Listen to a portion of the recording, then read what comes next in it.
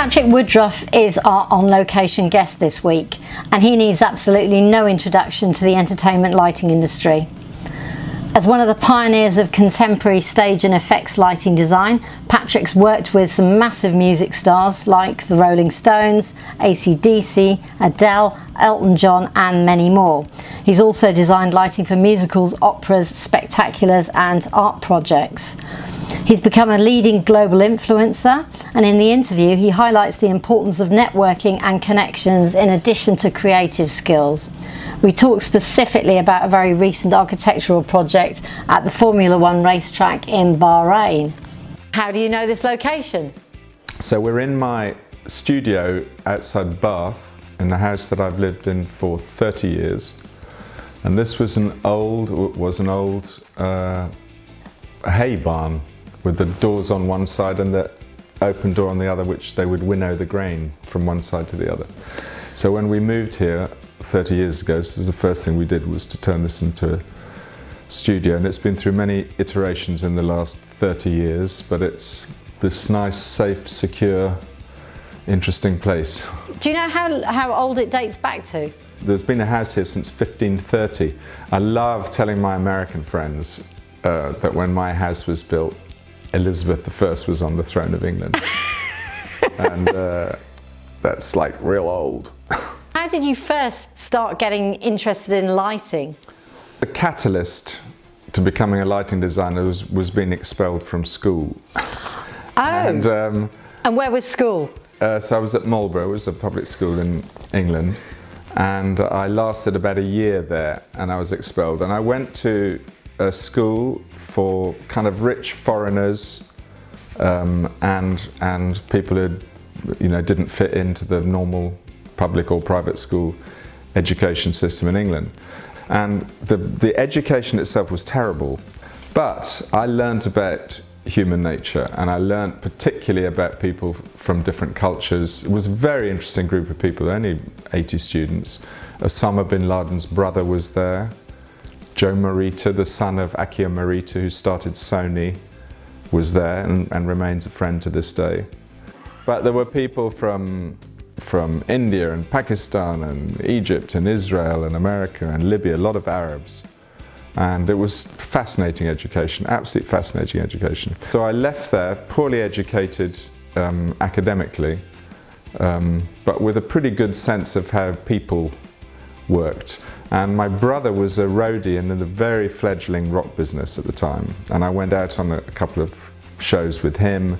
And then there was one lighting company at the time in London called ESP Lighting, run by Brian Croft and John Brown.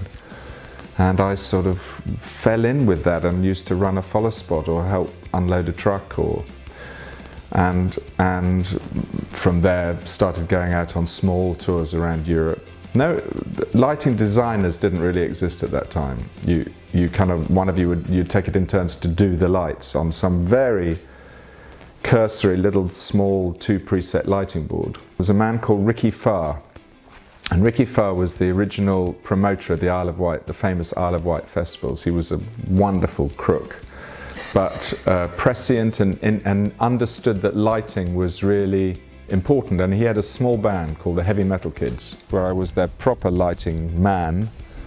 And that was a small kind of pre-punk theatre band. And we had our own little lighting system of maybe 24 lights, 12 lights on each side of the stage on funny little towers. And we owned those lights. It was very interesting for a band like that to have a lighting system, but the manager was an interesting guy and he insisted on it. So I think in that year of touring around England, I think we went to Spain a couple of times, France a couple of times, but really around England, universities, small theatres, big nightclubs. I learnt all the technique and the sense of colour and the sense of discretion. I learnt all that there, working with this tiny little lighting rig. And so I did a year of that before I had my big lucky break, which was to take on Rod Stewart's lighting when he fired his lighting designer 3 days before the tour started. Oh wow, and when was that? And that was in 1977. So that was it. I went around the world twice, never having been out of Europe in my professional life. Never having been to America before. I went to America, went to Japan, Australia, New Zealand, and that was the sort of making of getting some sort of name for doing lighting. And by that time, lighting design has sort of existed. I moved to America. I lived there for 3 or 4 years in Los Angeles, and toured America a lot, working with people like Donna Summer and Cher and Earth, Wind and Fire, ABBA. You worked for ABBA, that must have been incredible. I worked for ABBA. Did the last show they ever did was in Tokyo, and I had gone there to do the tour, and the day I arrived in Tokyo, I nearly died. I got very bad peritonitis and was whisked off to hospital and had my appendix out. And the tour continued around Japan with the tour manager, production manager doing the lighting. He was a lighting designer as well. And they came back to Tokyo, and I was pretty sure that would be it. There was quite a lot of talk in the camp that they were not going to carry on, certainly not touring, even if they remained together as a band. And I said, I'm going to do that show. And pretty sick, I persuaded them to take me to the Budokan with a doctor and 2 nurses, and they set up the lighting board at the side of the stage, and there I made the lighting for the last show that ABBA ever performed. You've worked with some of the biggest artists in the world, the Rolling Stones, AC/DC, Rammstein, Adele, and so many more. And you've also lit an array of theatre and opera shows. You've created diverse visual installations and art projects. And we're going to talk about a recent architectural project in Bahrain. But before we get to that, can you just explain how the current company Woodroffe Bassett Design came about? I was doing mainly rock concerts for the first 10, 20 years of my career, I suppose. And then 2 things happened. One is that I thought that they weren't going to last. I remember when I did the Stones in 1982. Oh, hello, Pussycat. When I did the Stones in 1982, look, this is the most minxy cat. Oh, look at you. That is fantastic. She's a real She's on camera. Oh, yes. When I worked with the Rolling Stones in 1982, they were 50 years old. And I thought, that's not going to last, The Rolling Stones, we hope, will go on tour at the end of this year, at which point Charlie Watts will be 80 years old, amazingly. So I deliberately started to look for other forms of lighting and started to make lighting for opera and musical theatre and dance particularly, and so that gave me a much broader sense of lighting generally, and some architecture.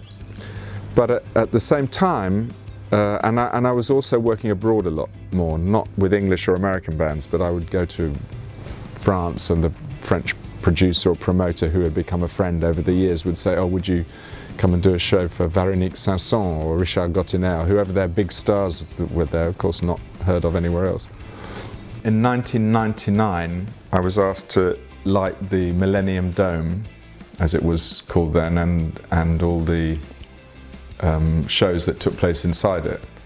And it was a huge site, and I thought, well, if I could get an assistant, an intern, I didn't even know they were called interns in those days, to make the tea and to, go from one end of the building to the other and all that sort of thing. So I got in touch with a couple of the colleges in London, and I got in touch with Central School of Speech and Drama and said, have you got somebody who'd like to do that? And they said, yeah, we do. We have this guy called Adam Bassett, but I think he's going to want to do rather more than make the tea. And I thought, oh yeah, well, you better start by making the tea. Anyway, he arrived. It was great, and he kind of took on the project and took over parts of the project quite comfortably. And from then on, he became my sort of part-time assistant, and then full-time assistant, and then associate. And then at a certain point, we said, look, we're sharing this work anyway. Let's share the business and the company. And we made a group called Woodroffe Bassett Design. And we have half a dozen of us now. We don't have an office. We work kind of virtually, but with real discipline. So we really understand how we can keep all these balls in the air at one time. And we have associates all over the world. If we're doing an architectural project in America, we'll always work with the same person. Or if we're doing an immersive theatre show in Japan, we'll work with the same programmers or the same lighting. So you've got a big international family. It is like that, yeah, but we've managed to keep, and keeping the overhead low is really important. Particularly, we've discovered this last year, the people who were kind of lean and mean to start with were the ones who were able to survive, I think. So we're going to talk a little bit about the Sakhir Tower, which is a brand new project just completed last month in Bahrain. And the Sakhir Tower is the VIP viewing tower right in the middle of the track. And how did Woodroffe Bassett Design get involved in that project? And what was the scope of your work there? So Hermann Tilke is a German designer who designs all the Formula One tracks around the world. A kind of niche gig, but a great one, and he's an amazing guy.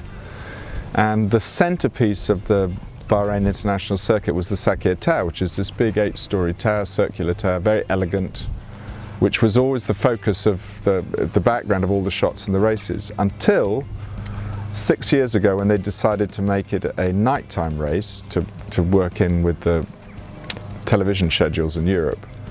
And they lit the track all the way around very brightly, and the Sakhir Tower disappeared. And worse than that, it looked rather sad and lonely in the middle of this brightly lit track. And the Crown Prince, who's the Crown Prince of Bahrain, but he's also very involved in motorsport, and the Formula One track was his concept, was talking to his friend Nick Mason from the Pink Floyd, who's also a big motor racing person, saying, oh, it's such a drag that we should really do something to the tower to make it interesting. And Nick is my neighbour over the hill and a good friend of mine, and he said, oh, you should talk to my friend Patrick, he might have an idea. So we got this great call to come to Bahrain and meet him and to have a look at the place. The system is basically, it's an 8-story tower that is wrapped on 8 levels with probably 2-meter high faceted series of video panels on each level. So they're circles of video. They alter in size and dimension as the tower goes up, because the tower splays outwards. So it was a very complicated technical exercise that we asked Standard Vision from Los Angeles to help us do the mechanical installation of. Dandelion and Burdock was a small video company in London making very interesting work that we commissioned to make some of the content that would go on the video.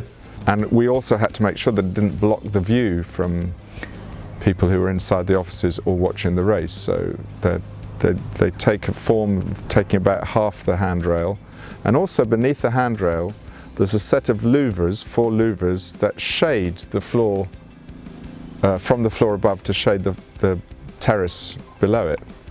So we added in more LED on these louvers, which was a complicated thing to do. And then the top of the tower, where the viewing platform has beautiful tensile structure of sails, and that's all been lit, and it also forms the rigging positions for some moving lights that can do big dynamic displays towards the end of the evening. I really made this point to the Crown Prince and the people who run the track. This was not an advertising board, and it shouldn't be used as an advertising board because it would cheapen the dignity of the building. But also it wasn't a video screen, it was a series of video panels that were really there to accentuate the design, Tilke's design at the tower. So we can make it look like neon. We can just put thin strips of very bright content around it and race them around, give it a dynamism, give it a speed that reflects what's going on the track around it.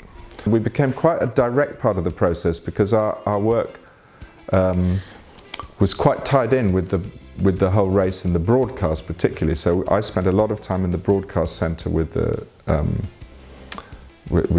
director who was directing it, of how they were framing their shots, so to see the tower, and if they were doing certain interviews and the tower's there, what would the content, should the content be on it? I was going to ask about your sort of general interest in architecture. Is it something that you've always been into? I've always liked architecture, always been interested in architecture, modern architecture, as well as, being aware of how different the architecture is in Europe. For example, you go from one country to the next and it's different, or even within our own country, how the stone, all the houses here are built of this beautiful soft bath stone. But I think I might have been an architect. It was the one thing that interests me, but I was never up for the 7 years. And by the time I'd got thrown out of school and went to this other school, the idea of settling down and focusing on anything realistic. I'm trying to think what I wanted to be. I wanted to be a stunt man, I decided at one point. And because I was quite into sort of sports and James Bond and all that stuff. I could see you as a James Bond, actually. Well, I'm not sure about that, but I did, I was lucky that I'd spend my time travelling around the world and meeting interesting people in hotel lobbies, so yeah. maybe there's a bit. There's a little bit of Bond in there. There's a bit of Bond in there, yeah.